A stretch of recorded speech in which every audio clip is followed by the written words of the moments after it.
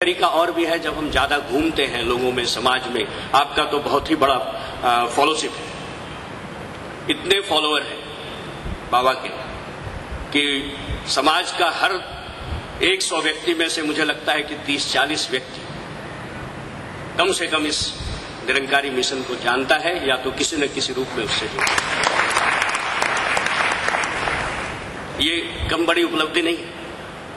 और इस कोटरी को, ये जो एक सेल बन रहा है आपके बीच में, समाज में, उसको मजबूत कीजिए ना, उससे ही समाज सुधर जाएगा। अगर ये भावनाएं राष्ट्र के प्रति, समाज के प्रति, अपने धर्मों के प्रति, अपने कर्मों के प्रति अगर हम यही जागृत कर सकें तो समझ लो कि हमारा जीवन धन्य हो।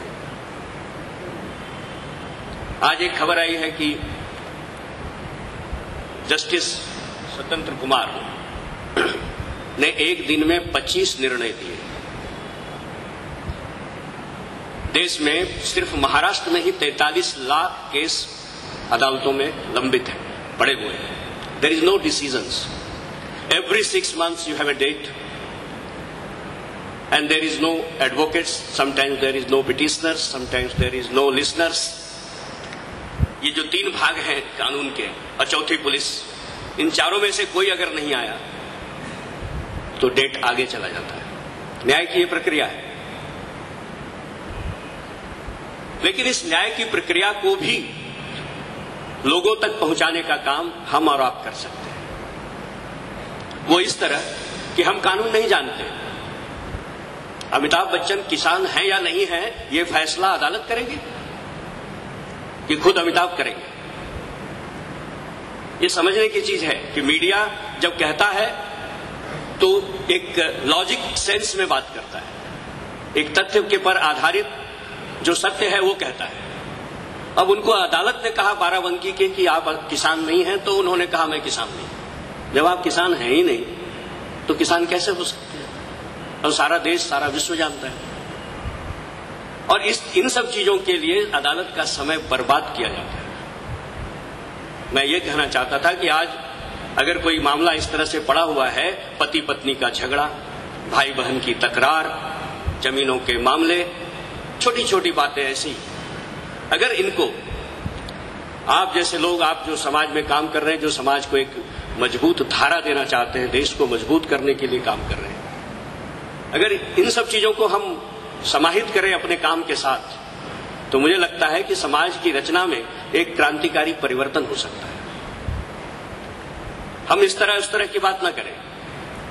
राजनीति चलती है, चला करें, लेकिन जो सामाजिक परिवर्तन है वो हम और आप करते हैं, कोई राजनेता नहीं करता। उसी तरह से जिन भाषाओं का आज ये भी कहा जा रहा है कि चैनलों पर क्या दिखाए जाए उसकी गाइडलाइंस तय होगी। अब गाइडलाइंस तय होगी तो कौन तय करेगा? मीडिया के लोग तय करें या फिर सत्ता में बैठे हुए लोग तय करें? अगर चोर को चोर कहना अगर सच्चाई नहीं है तो क्या है सच्चाई? और आपने देखा होगा कि अधिकांश आज इस तरह हो रहा है कि चोर को अगर चोर कह दिया तो वो डिफेमेशन की केस फाइल करते हैं हमारे। जब चोरी की तब शर्म नहीं आई, तब इज्जत पे आज नहीं आई। जब चोरी के बारे में कहा गया तो इज्जत चली गई और डिफेमेशन का case. A defamed person is defaming us. तुमने खुद ही गलत काम किया है और उस बात को समाज को बताया जा रहा है, तो आप मुझे कहते हैं कि आप पर डिफेमेशन 506, 504, न जाने और कितनी धाराओं में हम लोग को घेरा जाता है। इसलिए चौथा स्तंभ कहना सही है, लेकिन कोई संरक्षण, ये टोटल रिस्क का काम है। हम लोग जिससे करते हैं कोई प्रोटेक्शन नहीं रहता, कुछ भी नहीं। कोई भी आ सकता है, कोई भी जा सकता है, कोई भी कुछ भी कर सकता है।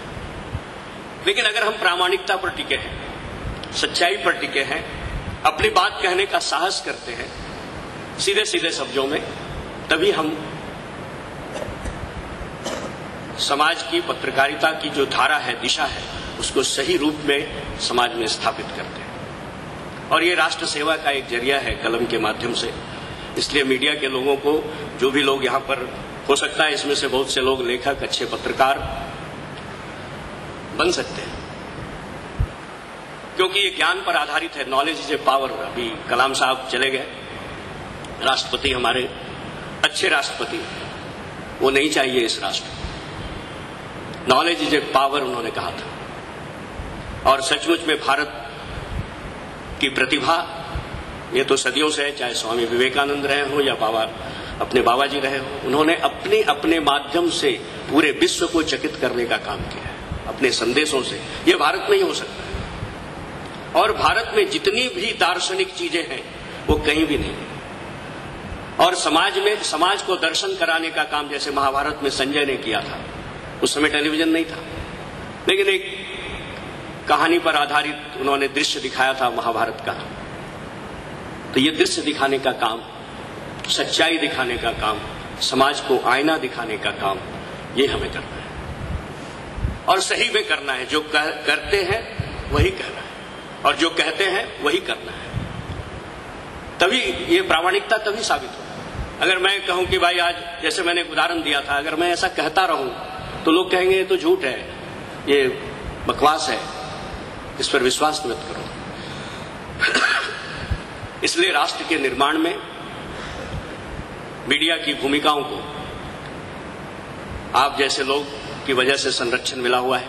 इसलिए आज हम यहां खड़े होकर इतनी बातें कहने का साहस कर सकते हैं। हमने बहुत सारी चीजों पर आपसे बात करना मुनासिब नहीं समझा, क्योंकि आपका आंदोलन आपका मिशन एक अलग धारा में चलती है, जिसमें सहिष्णुता है, सद्भावना है, संस्कृति के प्रति प्यार है, ममता है, और इन सब बातों से जो व्यक्ति जुड़ा होता है वो सच्चा होता है। और इसलिए ये मिशन निरंकार होते हुए भी बहुत बड़ा साकार रूप ले चुका है समाज में।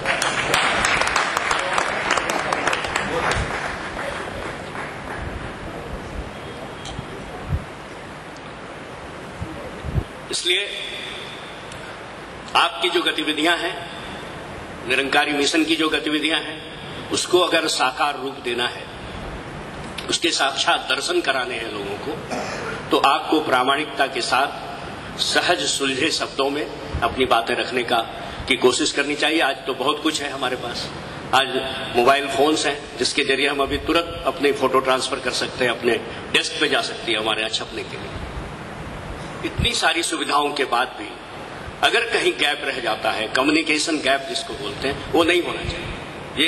ये इसका ध्यान रखें कि अगर हमारे बीच से कोई अच्छा काम हो रहा है वो तुरंत हमारे यहाँ आना चाहिए, प्रेस को मिलनी चाहिए जानकारी। दूसरी बात, जो अपने विचारक हैं आपके यहाँ, आपके विचार जो समाज को आप देना चाहते हैं, उसके प्रति भी एक लेखन की तैयारी हो। और 5 साल पहले जब मैं आया था तो बहुत कम लोग थे, आज संख्या बढ़ी हुई है। इससे ये पता लग रहा है कि आप में कितनी जागरूकता आई है, आप कितने इसके प्रति तल्लीन हैं, and how much you are dedicated to your work, ये इससे साबित होता है। मैंने देखा है, आपके बहुत से कार्यकर्ताओं को जानता हूं। कई लोग मुझे ट्रेनों में मिलते हैं, बसों में मिलते हैं, हवाई जहाज की सफर में मिलते हैं,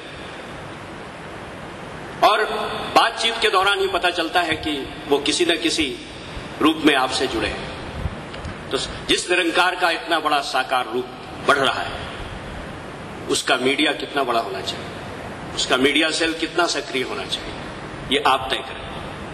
और आपके पास अच्छे लोग हैं, अच्छे ऑर्गेनाइजर हैं, आप अच्छे संगठक हैं। इसलिए मैं कहूंगा कि आप अपनी बातों को, फिर से मैं दोहरा रहा हूं कि सटीक शब्दों में एक रेखा चित्र के रूप में जिस तरह मानवीय आकृति होती है, जैसा मैं जब इंटर कर रहा था तो ये शब्द मेरे कान में कृपा सागर जी के पड़े थे कि एक रचना होती है खबर की, उस रचना के अधीन होकर चले। और न्यूज का मतलब ही होता है नॉर्थ, वेस्ट, ईस्ट, साउथ, तो उसी से न्यूज बनता है। कब, क्यों, कहां, कैसे, इन सब बातों को अगर आप सोच लें, और कितना इसलिए कि जो जिसके यहां आप देने जा रहे हैं उसको उतना न दे दें कि वो पढ़ ही ना पाए, समझ ही ना पाए, देख ही ना पाए, इसलिए संक्षिप्त तो होना जरूरी है। इसलिए वो तय करना आपका काम है। बाकी घटनाएं तो चलती हैं और उस कालखंड में बंधे होने के कारण ही हम उन समाचारों को, उन खबरों को अपने आप ले आते हैं मीडिया के पास, अखबार के पास या चैनलों के पास। और इसलिए आपका पता नहीं, मुझे न्यूज चैनल में आप लोग कितना जाते हैं ये मुझे पता नहीं है कि आप सीडी बनाकर वहां देकर आते हैं या उनके लोगों को यहाँ बुलाते हैं, उनके लोगों को भी बुलाइए, क्योंकि एक बहुत बड़ा संसार, लगभग 100 चैनलों का समाचार का संसार अगले इस दिसंबर माह तक और भी चैनल्स आ सकते हैं। हर भाषाओं के चैनल आएंगे। अब तो ये डिविजन्स हो रहे हैं, भाषाओं में भी डिवीजन हो रहा है, हेल्थ का अलग हो रहा है। जैसे आपने संस्कृति चैनल और ये सारे आस्था चैनल वगैरह देख रहे हैं। हेल्थ चैनल, हेल्थ की परंपरा अभी बहुत कम है, भारतवासी उतने जागरूक नहीं है। एक केयर चैनल आता है, लेकिन सबसे हिम्मत का काम है जो नेशनल जियोग्राफिक चैनल चलाते हैं। कुछ भी नहीं है वहां, कोई ग्लैमर भी नहीं है, कोई राखी सावंत भी नहीं है, लेकिन फिर भी लोग देखते हैं। उनकी हिम्मत देखिए कि वो कलेक्ट करते हैं और आप तक लाते हैं। ये बहुत, मतलब एक कह रहा हूं कि इस तरह की संसार में नॉलेज देने की एक प्रक्रिया बढ़ रही है, और भारत सबसे शक्तिशाली राष्ट्र है इस मामले में। मैं आपको बता देता हूं कि नॉलेज में भारत से आगे कोई नहीं जाएगा। भले अमेरिका के पास एटम बम हो, हाइड्रोजन बम हो, लेकिन भारत की ज्ञान शक्ति के आगे सनातन युगों से, आज से नहीं, सनातन युगों से भारत को कोई पछाड़ नहीं सका है। आज भी सिलिकॉन वैली में, अमेरिका के सिलिकॉन वैली में भारतीयों की प्रभुता ज्यादा है। खास करके आपके यहां बगल में एक इंस्टीट्यूट चलती है, स्वामी विवेकानंद एजुकेशन सोसाइटी, वहां के ही अनेक छात्र हों। और उसी परिफेरी में मैं तो इस रोड से गुजरते गुजरते मैंने देखा कि ये इतना बड़ा खड़ा हो गया। 20 वर्षों से इस सड़कों पर, रामकृष्ण चेंबूरकर मार्ग पर जाते जाते मैंने देखा है, मैंने अनुभव किया है। इसलिए मुझे अच्छा लगता है आप लोग के बीच में आना। मैंने देखते देखते देखा कि ये छोटी सी जगह थी, क्या हो गई, ये क्यों हुआ। ये आप लोगों के लगाव, आप लोगों की जो समाज के प्रति तड़प है, उसके कारण पैदा हुआ। और इसलिए इस तड़प को समाज को बताना बहुत जरूरी है। इसलिए ये मत कहिएगा